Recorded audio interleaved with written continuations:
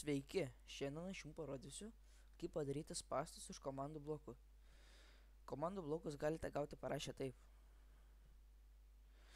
Tai va, sudėkite komandų blokus šitaip ir per vidurį padėkit prie šiurpleitą.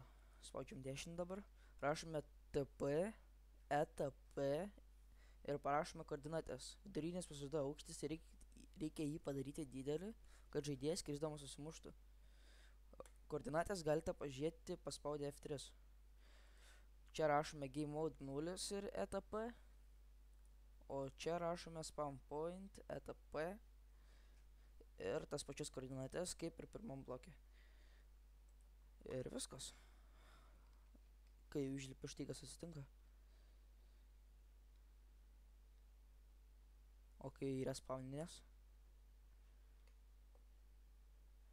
Ir vėl tas pats. Ačiū už dėmesį, iki.